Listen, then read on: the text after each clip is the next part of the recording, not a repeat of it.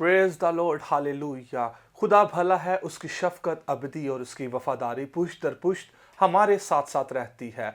मसीह के जलाली और कादर नाम में मेरा सलाम कबूल हो। मैं आपका होस्ट एवेंजलिस्ट सैमसन थॉमस आपको ग्रेस फॉर यूथ प्रोग्राम में वेलकम और खुशामदीद करता हूं और उम्मीद करता हूं कि आप बिल्कुल खैरियत से हैं, ठीक ठाक हैं और अपनी ज़िंदगी मसीह में पुरजोश तरीके से गुजारते चले जा रहे हैं। और इस प्रोग्राम से भी आप बहुत सी बातों को सीखते हैं, बहुत सी आप अपनी ज़िंदगी में तरक्की और सरफराजी को पाते चले जाते हैं। और हम आपके शुक्रगुजार हैं कि आप इस प्रोग्राम को देखकर अपनी टेस्टमनीज को हमारे से शेयर करते हैं कि खुदा किस तरह इस प्रोग्राम के वसीला से आपकी ज़िंदगियों में काम करता है। और उम्मीद करता हूं कि आज भी आप इस प्रोग्राम के वसीला से बहुत सी बातों को सीखेंगे।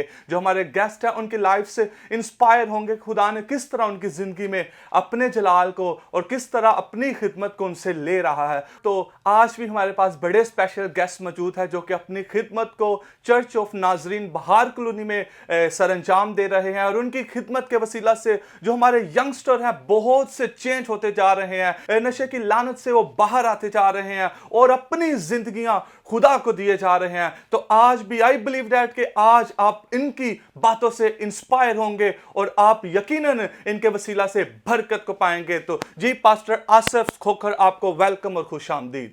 आमीन। Thank you so much. मैं शुक्रगुजार हूँ आपका कि आपने मुझे इस प्रोग्राम में ग्रेस फॉर यूथ, जो स्पेशली यूथ के लिए है, नौजवानों के लिए है, उसमें मदऊ किया। मैं आपका और फजल टेलीविज़न का, उनकी पूरी टीम का और ख़ास कर पास्टर इमरान फजल का, सिस्टर महविश का तहे दिल से शुक्रगुजार हूँ जिन्होंने मुझे इस प्रोग्राम में आने की इजाज़त दी। Thank you so much. Thank you so much. तो व्यूअर्स, हम प्रोग्राम को स्टार्ट करने से पहले दुआ करेंगे। तो मैं चाहता हूं कि पास्टर साहब आप इस दुआ में रहनुमाई करें। जी, आए अपनी आंखों को बंद करें, अपने सरों को झुकाएं।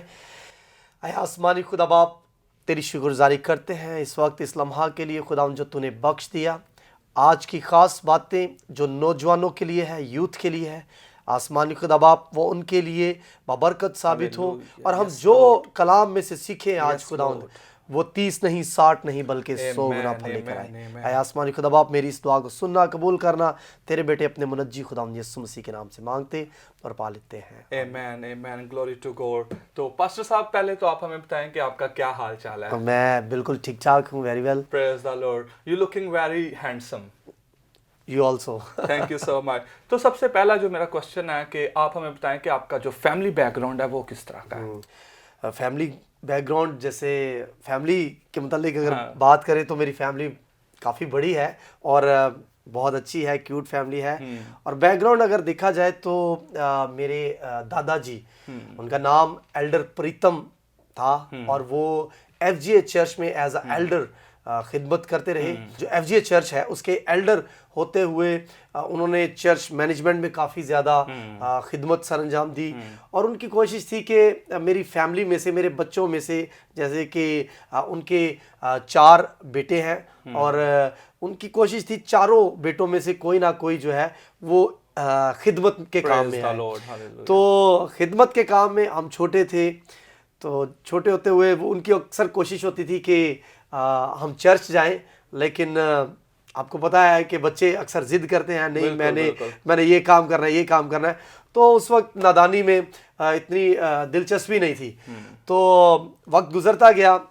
खैर उसके बाद, उनके जाने के बाद, उनके जो हैं बड़े बेटे एल्डर काबल, वो इस वक्त जो है FGA चर्च में खिदमत सरअंजाम दे रहे हैं हमारी फैमिली में से। तो ये यानी कि दूसरी नस्ल की मैं बात कर रहा हूँ।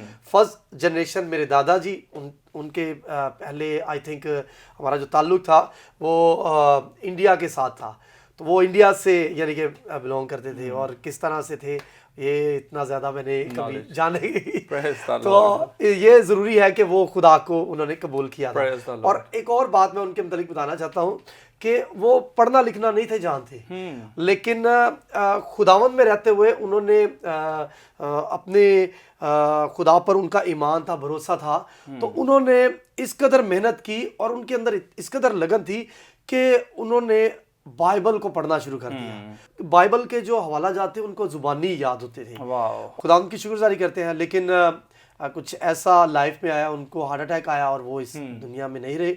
उसके बाद अभी जो उनकी पोजीशन पर मेरे ताया जी जो है वो एल्डर की खिदमत सरंजाम दे रहे हैं फुल गॉस्पल असेंबली चर्च बाहर कॉलोनी में।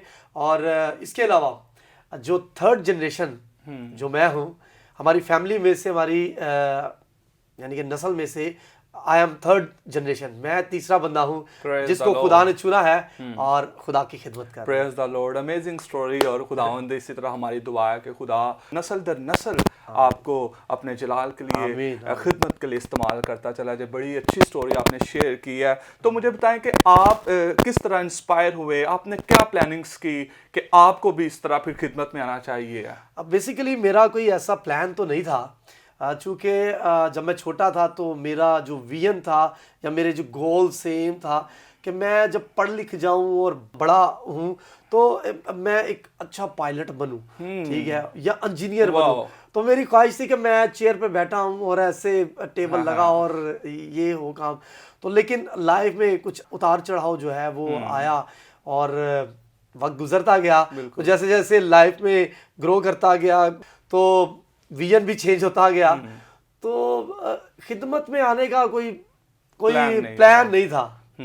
तो लेकिन फिर जब आपने अपनी खिदमत को स्टार्ट किया तो आपने में भी कोई ना कोई प्लानिंग तो की होगी। वो आपकी क्या एज थी तो कि आपने अपने आप को फिर सोचा कि मुझे खिदमत के लिए अब कायल होना चाहिए, या आपको मसीह की तरफ से बुलाहट हुई होगी कि आपको भी खिदमत करनी है? तो वो अंदाजन मैक्सिमम आपकी क्या एज थी? मैं एक्चुअली इसके बारे में एज तो मैं बिल्कुल यंग था, कोई 18-19 साल का। तो मेरा एक दोस्त था, लेकिन ये था कि दादाजी अक्सर हमें डांटते थे कि भाई चर्च जाया करो ये। और ये था कि हमने मूवीज देखनी और कि ये यीशु है, इसने स्लीप पर जान दी है, और बाइबल को कंप्लीटली और अंदरूनी तौर पर जो होता है ना गहरे भेद जानना, उस तरह का कोई नहीं था।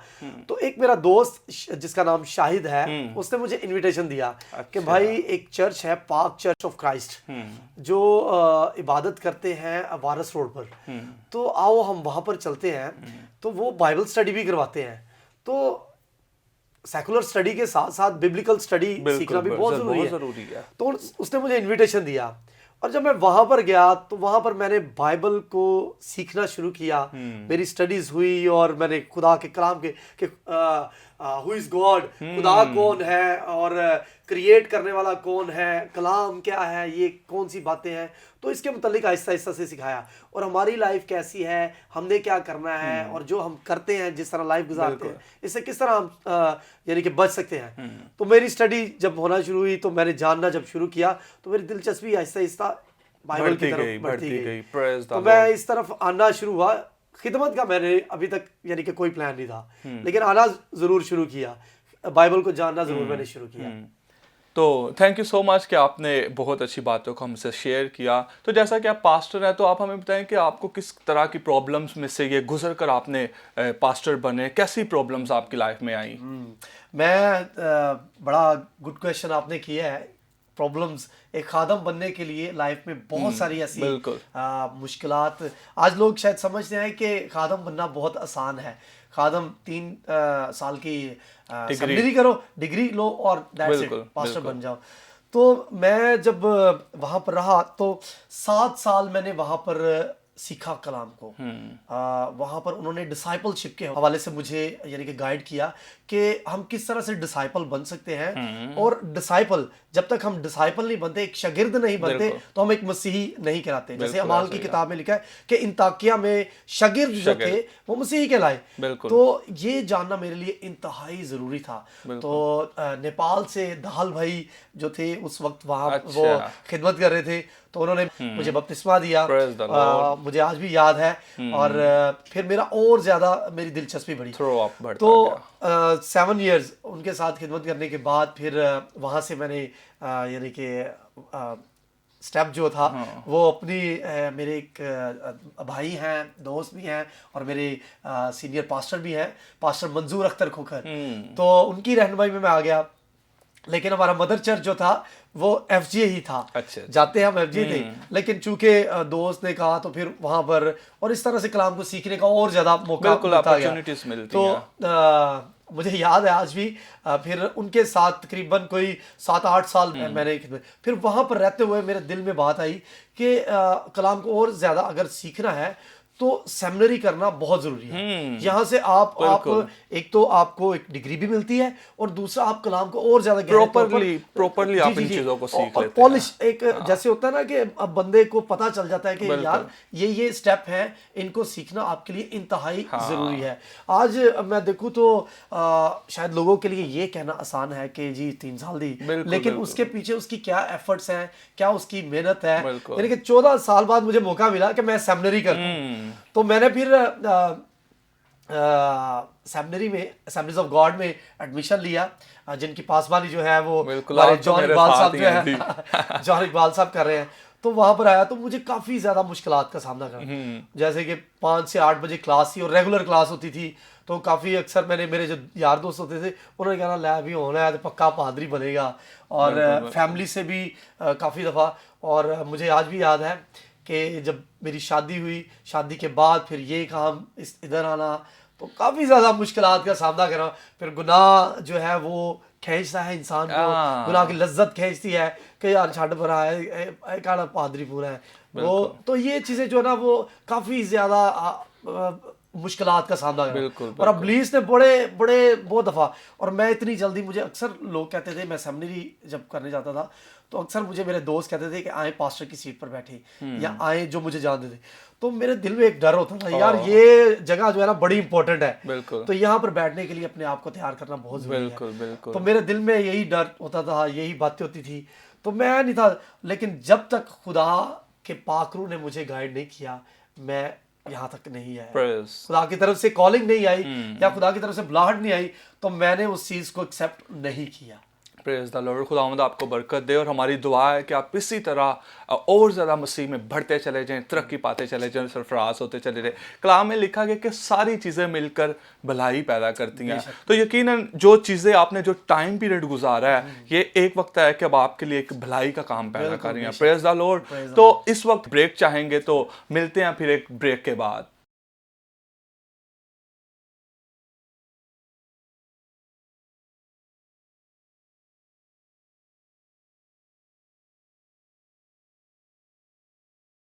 Praise the Lord. Welcome back after the break. जो व्यूवर्स हमें वॉच कर रहे हैं बहुत सी बातों को सीख रहे हैं। तो पास्टर साहब, हमें सबसे पहले व्यूवर्स जो हमें वॉच कर रहे हैं वो बहुत ब्लेस्ड हो रहे हैं हमारी बातों से, लेकिन हमें अगर सेकुलर लाइफ की तरफ जाएं तो मुझे ये बताएं कि आपको गेम कौन सी पसंद है? बड़ा गुड क्वेश्चन आपने किया। मैं जब स्पोर्ट्स करता था तो मुझे 3 गेम्स जो है वो बड़ी इंटरेस्टिंग, यानी कि मैं उनमें बड़ी दिलचस्पी लेता था, जिसमें फुटबॉल है, फ्रिस्बी है और क्रिकेट है। तो फ्रिस्बी में तो मैं एज अ कोच यानी कि रहा हूँ, और उसमें मैंने मेडल और शील्ड भी हासिल की है, और मुझे बड़ी अच्छी एक्टिव गेम लगती है। Praise the Lord. बहुत अच्छी आपने बातों को शेयर किया। तो हमें गेम्स इस तरह खेलनी चाहिए जिससे हम रिफ्रेश हो जाते हैं और बहुत ज़्यादा हैप्पी और जॉय हो जाते हैं। तो पास्टर साहब, हमें ये भी बताएं कि इस वक्त जो हमें व्यूअर्स वॉच कर रहे हैं, तो आप बाइबल में से जो आपका फेवरेट करैक्टर है, आप चाहते हैं कि हमें इस तरह का हमारे व्यूअर्स को बनना चाहिए, वो कौन सा करैक्टर है? आई थिंक मैं समझता हूँ कि हमें करैक्टर जो है, मेरे लिए मुकद्दस पौलुस रसूल जो है ना, वो बड़ी अहमियत के हामिल है, क्योंकि मैं उनकी ज़िंदगी से बड़ा इंस्पायर होता हूँ। और जो मुझे बाइबल में से वर्स जो है वो इंस्पायर करती है, वो है यशवा की किताब, यशवा 1 बाब उसकी 8वीं आयत कि शरीयत की ये किताब तेरे मुंह से ना हटे, बल्कि तुझे दिन और रात इसी का ध्यान हो, ताकि जो कुछ इसमें लिखा है उस सब पर तू इत्याद करके अमल कर सके, क्योंकि तभी तुझे इकबाल मंदी की राह नसीब होगी और तू खूब कामयाब होगा। आमीन। तो ये वर्स जो है मुझे बड़ी इंस्पायर करती है। Praise the Lord. जो हमें इस वक्त व्यूअर्स वॉच कर रहे हैं, तो आप इस वर्स के मुताबिक उनको क्या जो टीचिंग है, क्या सिखाना चाहते हैं? मैं जैसे कि सिखाना चाहता हूँ कि अगर नौजवान होते हुए आप अपनी ज़िंदगी में कामयाबी को हासिल करना चाहते हैं, आप अगर चाहते हैं कि मैं एक सक्सेसफुल जो है वो बेटा एक बेटी बनूं, तो आप कलाम के मुताबिक अपनी ज़िंदगी को गुजारें। क्योंकि यशवा को जो नसीहत मिली वो यही थी कि शरीयत की ये किताब, यानी कि बाइबल मुकद्दस जो है, इसकी बातें तेरे मुंह से ना हटें, बल्कि दिन और रात तेरा ध्यान जो है वो इसी पर हो। Amen. तो तभी तुझे इकबाल मंदी की राह नसीब होगी। और जैसे कि सुलेमान नबी कहता है वास की किताब में कि ए जवान तू अपनी जवानी में खुश हो और उसके अयाम में अपना जी बहला और अपने दिल की राहों में और अपनी आंखों की मंजूरी में चल, लेकिन याद रख कि इन सब बातों के लिए खुदा तुझको अदालत में Amen. लाएगा। Praise तो the मैं Lord. समझता हूँ आज नौजवान होते हुए हमें इस बात का ध्यान रखना है कि हम वो काम जो हमारा दिल चाहता है या वो काम वो ख्यालात जो हमारे जहन में आते हैं या वो दिल को बहला देने वाले काम जो हमारा दिल चाहता है हम कर तो लेते हैं, लेकिन इस बात को ज़रूर याद रखें कि एक दिन हमने इन सब बातों का हिसाब देना है। Praise the Lord, praise the Lord. You know कि बाइबल मुकद्दस में लिखा गया कि मुबारक है वो जवान जो जवानी के दिनों में खुदा को कबूल करता है।